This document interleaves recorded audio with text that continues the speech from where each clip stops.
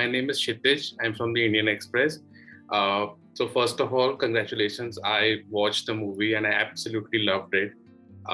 I'm certain the audience is going to love it. Uh, so I love the structure of the movie, reminiscing about old times and also kind of, keeping a deep mystery in the present. So I'm not familiar with the source material. So I don't know uh, from where the structure came. But can you talk a little about the way you structured the movie and the thinking behind that? Well, the movie is based on Olin Steinhauer's novel, All the Old Knives, and Olin wrote the screenplay, which mimics the structure of the book. Um, I think the book you have more of his perspective, her perspective, and then it collides, whereas in the film, Celia is this enigmatic character, and then as we progress, sort of halfway through the movie, we start diverging more into her perspective on things and learning more about the secrets of the past. So that was already in place on a script basis. But obviously, when you go through the process of making a movie like this, it's all about what you make known to the audience at what point. So all the way through editing, this was a sort of an intricate game of trying to keep secrets and letting out little hints, to keep the mystery going in the most satisfying way that we possibly could.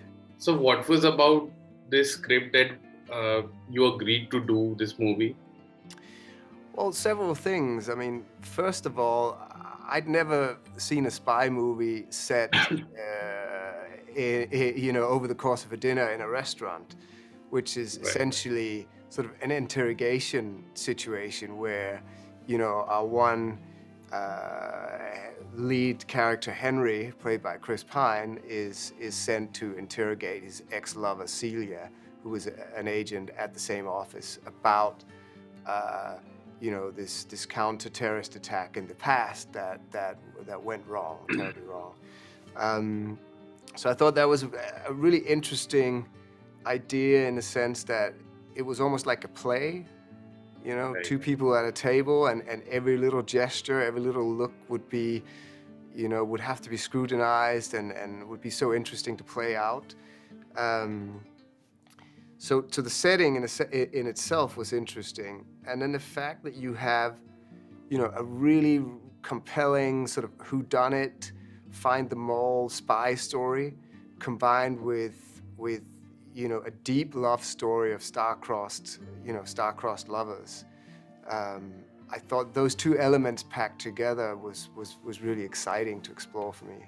And what was it like to work with a cast like that? I mean, they are great actors. They look great. What was it like? Well, the cast is phenomenal. I mean, my first conversations about this movie was with Chris. It was a piece that he was deeply connected to and was really in love with, and we had a lot of conversations about the film.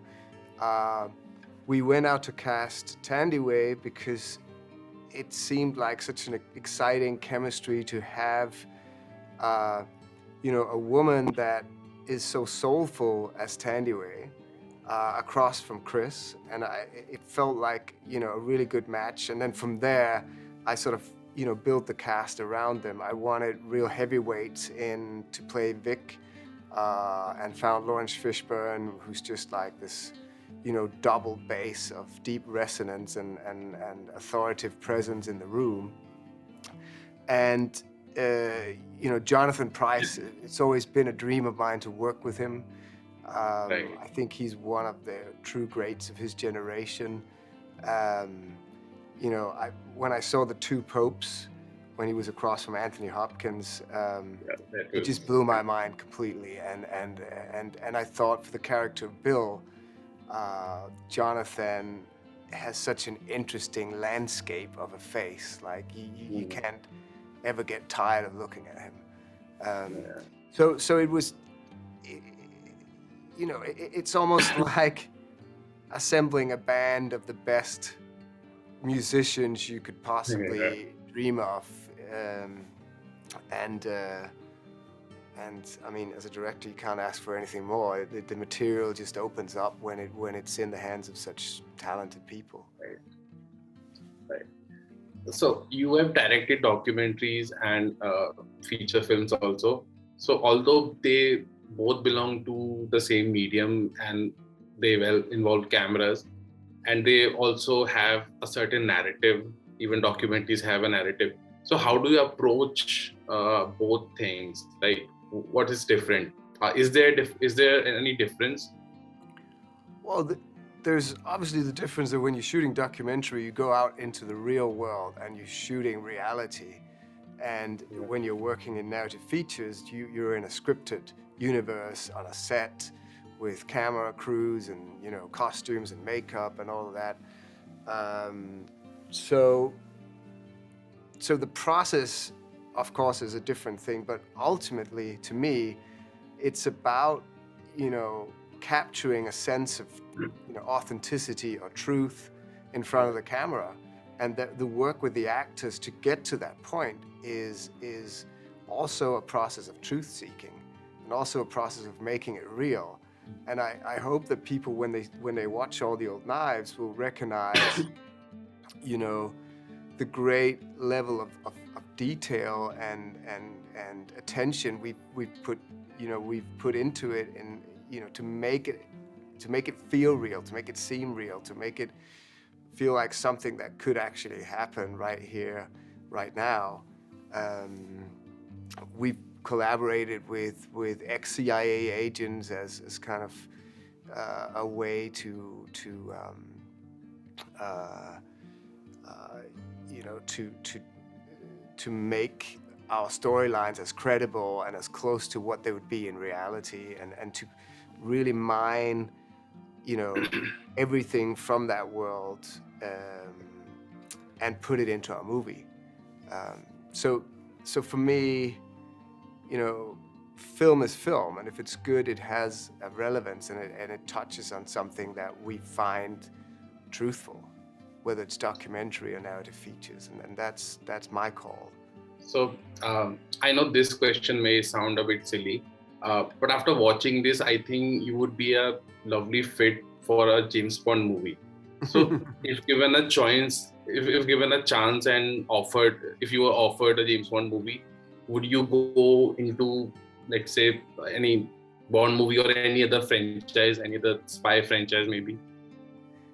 Well, I would be happy to get the offer. Let's say that. So, and then you'd have to go from there and see what is the story. You know, can we sort of, you know, do something to the vehicle that makes it, you know, that reinvigorates it or takes it in a new, interesting direction, or, you know. But obviously, you know, James Bond is, for one, is such a cultural phenomenon in our world. It's an interesting character and an interesting world to be part of.